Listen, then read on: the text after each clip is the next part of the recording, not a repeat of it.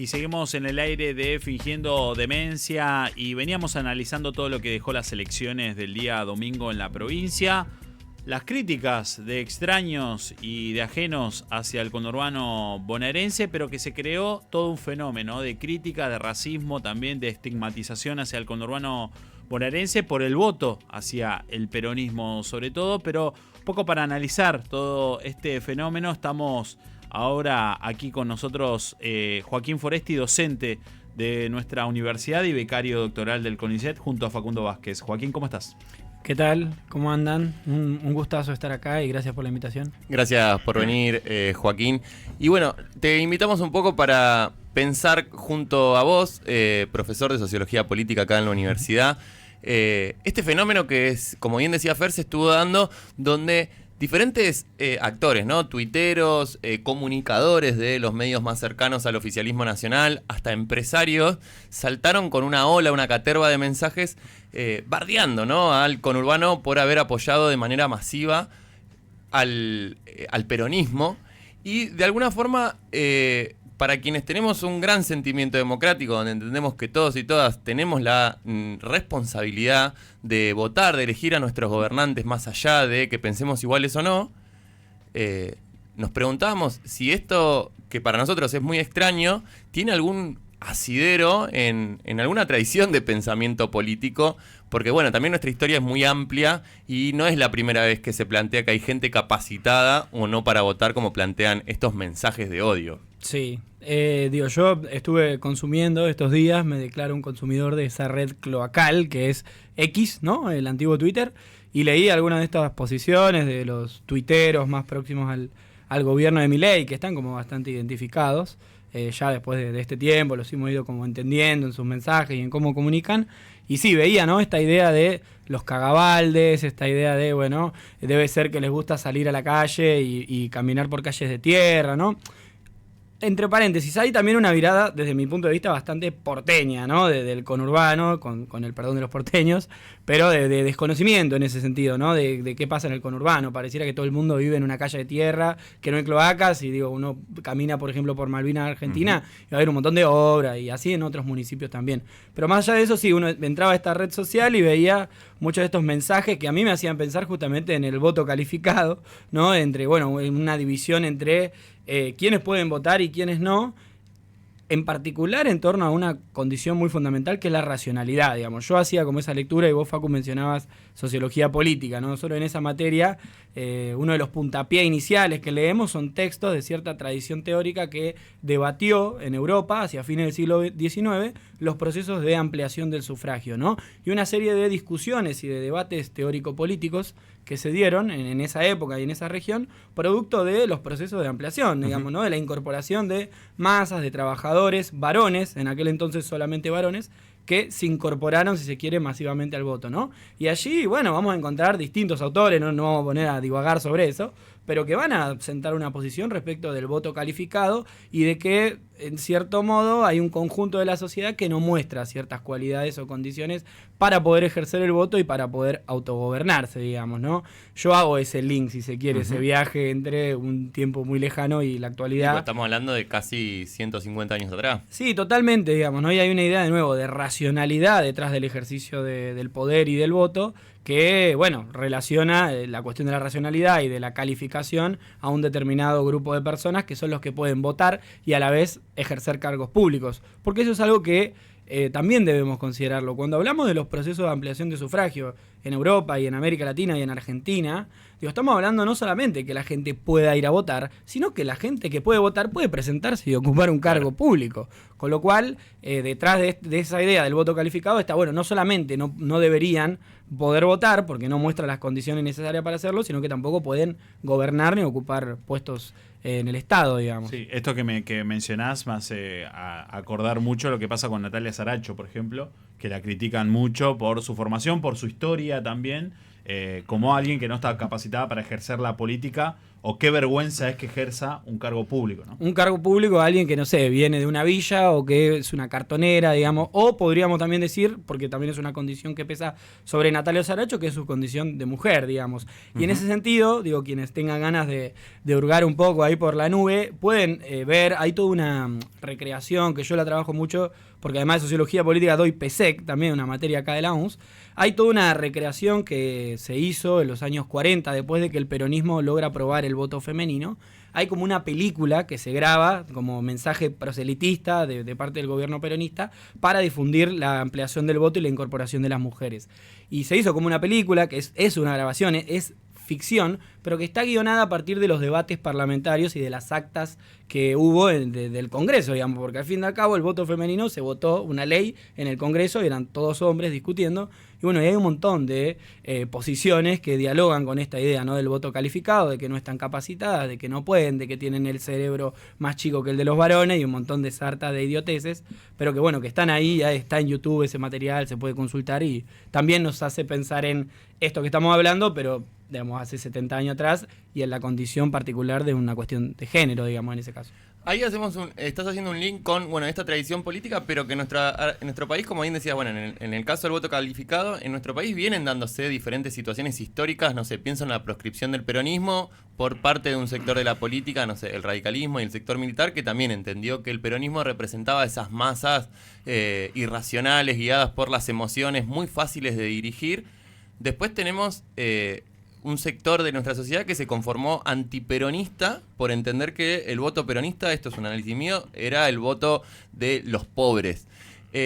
También surgió en redes sociales, que lo decía Fer hace un rato, lo hablábamos ayer también, surgió del mismo sector de los libertarios otro tipo de mensajes donde, che chicos, banquemos con estos mensajes, tenemos que entender lo que pasó, la gente no es que no sabe votar, nosotros tenemos que adecuar nuestra estrategia y poder entender. Y me refiero al sector más ligado a Santiago Caputo. Plantean una derecha popular. ¿Existe la posibilidad para vos de que se conforme una derecha popular en nuestro país? Qué pregunta. Es difícil de considerar. Digo, hay una cuestión en torno a las derechas populares que es algo que se viene discutiendo, digamos, ¿no? Y claramente creo que marca un antes y un después en la historia de las derechas, ¿no? Esto es algo que en general quienes nos interesa estudiar estos temas hablamos de las derechas en plural porque entendemos que hay distintos tipos y vertientes dentro de eso que le decimos derecha, que según la región y el lugar del mundo puede tener distintas características. Si es posible o no, no lo sé, me van a tener que disculpar en ese sentido. Yo me hago muchas preguntas en torno a las políticas que muchas veces implementan los gobiernos de derecha y que en general impactan sobre las bases sociales o los sectores populares, y es difícil imaginar en algunos casos identificación a partir de esas políticas, digamos, ¿no? Si hacemos una lectura más fina en torno a estos resultados.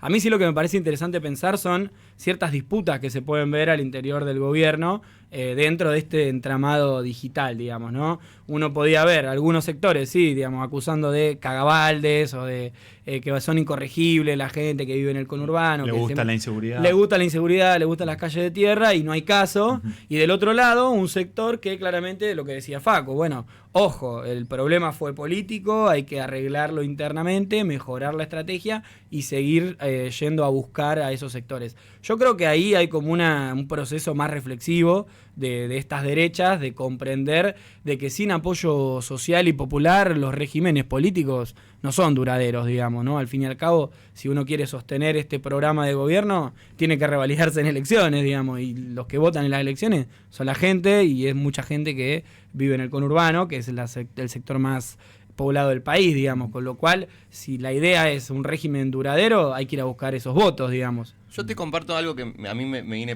vengo pensando. Cuando arranca Javier Milei, el antiperonismo, en términos discursivos, no era algo identitario o que se identificaba al toque. Eso quedaba más como en la derecha tradicional, no sé, pienso en lo que fue Juntos por el Cambio, en lo que fue la última dictadura cívico-militar. Algo que se veía era como otro discurso, hasta a veces algunos elogios por parte del presidente, pero a medida que fue pasando el tiempo, en estos casi ya 2 años de gestión libertaria, aparece de vuelta este antiperonismo o antinegro o anticlases populares. ¿Qué crees que hubo ahí? ¿Se le fueron acabando las cartas? Porque, no sé, me dio la sensación de que esos tweets son como los cambiemitas que se transformaron en violeta, en libertarios, y aparecieron ahí enojados por no haber conseguido lo que querían. A ver, sí, varias cuestiones. Digamos. Por un lado, creo que expresa una tensión dentro del movimiento político de apoyo al presidente, donde, digamos, convergen distintos sectores de la derecha, digamos, un sector más tradicional, clásico o histórico de las derechas, que yo lo leo en el tiempo de fines del siglo XIX, de la conformación del Estado Nacional, del Partido Autonomista Nacional, si se quiere. De hecho, si uno traza una línea de tiempo de los distintos nombres que tuvo el Partido Autonomista Nacional, hoy en que fue el partido que gobernó la Argentina a fines del siglo XIX, en el momento de la conformación del Estado Nacional, hoy en día se llama Partido Demócrata y la presidenta de ese partido es Victoria Villarruel.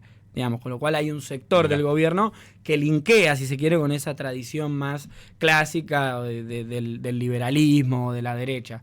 Y después, claramente, hay un sector que lo expresaste, más cercano a Caputo, a los tuiteros libertarios, que lo que ven es la necesidad, ¿no?, de construir un movimiento político, de apoyo en general a los jóvenes, y que sea popular en torno a esta cuestión del régimen, de sostener el régimen a futuro, digamos, y volverlo votable, si se quiere, por decirlo de alguna manera, ¿no? Yo creo que ahí un poco en esos tweets se están están apareciendo esas disputas entre esos distintos ¿Eso sectores. es novedoso?